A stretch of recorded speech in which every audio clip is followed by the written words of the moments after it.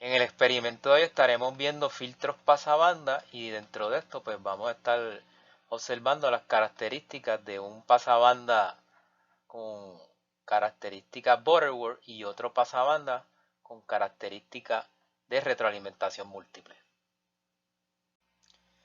En el experimento de hoy estaremos viendo los filtros pasabanda.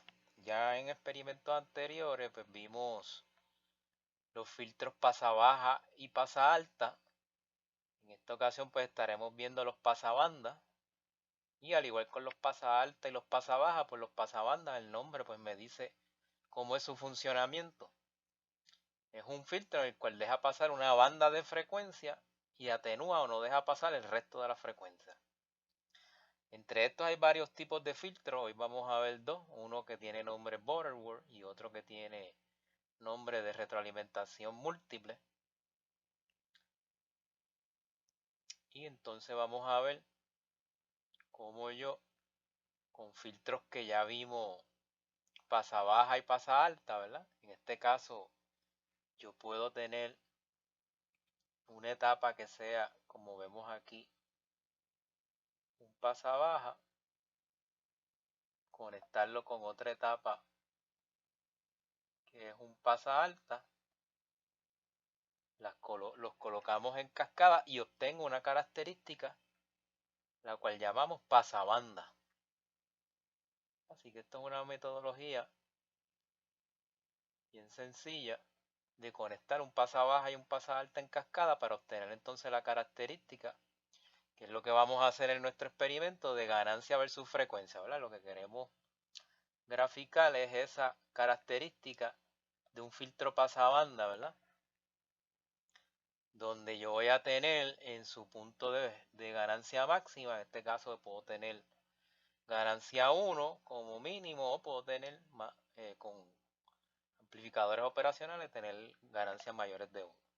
En el punto máximo de la ganancia vamos a tener lo que conocemos como la frecuencia central, ¿verdad? Aunque tiene ahí la misma forma, ¿verdad? O nombre de la frecuencia de corte o crítica que usamos anteriormente para los pasabajas y los pasaltas. A esta le vamos a llamar la frecuencia central, que es la frecuencia donde ocurre la ganancia máxima. Y donde se reduce la ganancia por punto 707, que en este caso van a ser 2 puntos, pues esas son las dos frecuencias de corte, ¿verdad? Voy a tener una frecuencia de corte alta y una frecuencia de corte baja, ¿verdad? Y eso es asociado a que tenemos, en este caso, ¿verdad? Tenemos un filtro pasa alta y pasa baja conectados en cascada. Por ejemplo, si uno hace aquí la característica del pasa baja, perdón, pasa alta, sería de esa forma, por lo tanto, esta F low está asociada con un filtro pasa alta.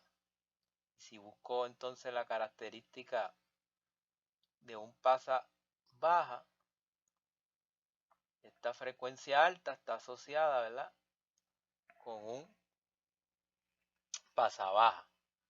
Pero la combinación de ambos me hace un filtro pasabanda. Y que esa característica es la que nos interesa graficar, ¿verdad? En el caso de un pasabanda, ¿verdad?, como pasaba en el caso de los pasa baja y pasa alta, una característica ideal sería que fuera como un rectángulo, ¿verdad? Que solamente deje pasar esta banda de frecuencia entre F high y F low.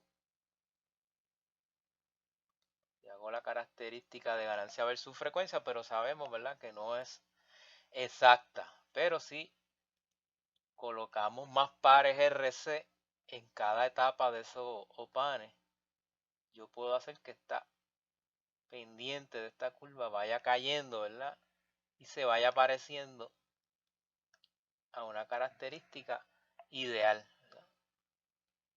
Así que eso lo vamos a ver, ¿verdad?, con uno grado 1, pasabanda grado 1 y pasabanda grado 2. La otra característica que tenemos aquí es el ancho de banda, donde el ancho de banda, ¿verdad?, es esa banda de frecuencias que él deja pasar de aquí hasta aquí, que que va a estar al lado, ¿verdad? La frecuencia high menos la frecuencia low me da el ancho de banda. Así que ese ancho de banda ya dijimos que es la resta de F high menos F low. F high ya definimos que es la frecuencia alta, quien la establece es el pasa baja. F low es la frecuencia de corte baja, ¿verdad? Y la establece el pasa alta. La frecuencia central, la fórmula de calcularlo es la raíz cuadrada de la multiplicación de la alta por la baja. Aquí tenemos un factor que es exclusivo de los filtros pasabanda, que es el quality factor, que es dividir la frecuencia central entre el ancho de banda, y el número que me dé eso me da una clasificación del tipo de filtro pasabanda que yo puedo tener. Si ese Q es menor de 10, le llamamos un filtro de banda ancha o wideband.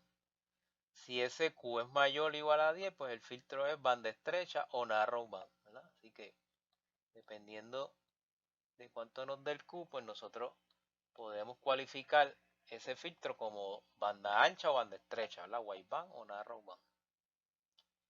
Y vamos a hacer uno que es banda estrecha en una configuración de retroalimentación múltiple, que es el otro tipo de filtro que vamos a ver, ¿la? Filtro pasabanda con retroalimentación múltiple. Ya tiene sus ecuaciones diferentes a la del filtro pasabanda anterior, así que si quiero calcular el ancho de banda, pues entonces sería con esta fórmula. Y si quiero la frecuencia central sería con esta fórmula, ¿verdad? 1 sobre 2pi raíz cuadrada de R1 más R3 dividido entre R1 por R2 por R3 por el capacitor al cuadrado.